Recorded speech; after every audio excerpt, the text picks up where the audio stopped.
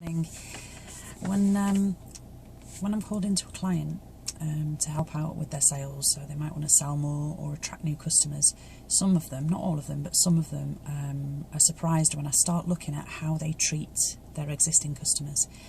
Not just how they sell to them, not looking at the sales process, because anybody can sell anything to anybody once, but how they really look after the customer throughout that whole life cycle or process or time that they spend with that company.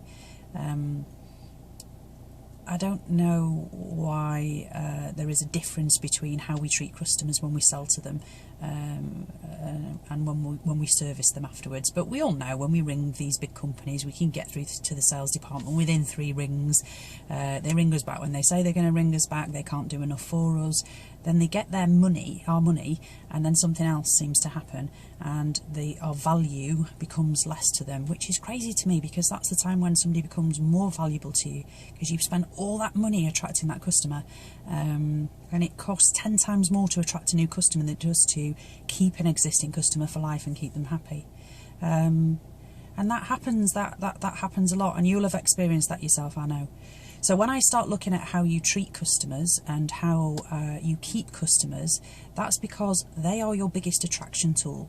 If you want to spend lots of money on fancy marketing campaigns and leaflets and flyers and adverts, that's great, but your biggest asset are your customers, and they're also your biggest assassins, because those same customers can fire every single person in your organisation. They can make everybody redundant, including the board, just by choosing to spend their money elsewhere. They can turn your product into scrap.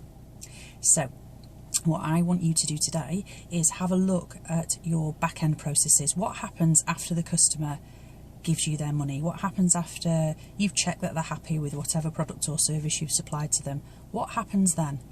Do they never hear from you again? Are they abandoned until you want to flog them something else? Or are they loved throughout that process? Do you give them reason to stay with you? You know, there are happy customers and ex-customers, and sometimes you've got to look at which ones you're nurturing. Are you spending all of your money on your sales staff? Are you spending all of your money on your order-taking processes? Or are you investing some money in the customer service side of things, in the customer care? When did you last thank your customers? Not thank you, here's your invoice, not thank you, buy something else from us, but thank you. You didn't need to choose us, but you did.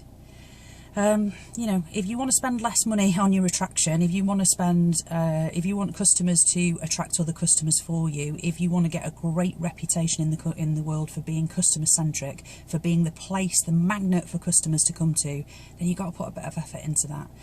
So have a look today. Have a look whether your processes, your systems, the way you do things are customer centric, or whether they're product centric, or whether they're profit centric.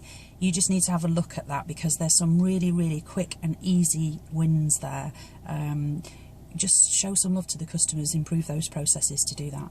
Have a fantastic day, and I'll speak to you soon.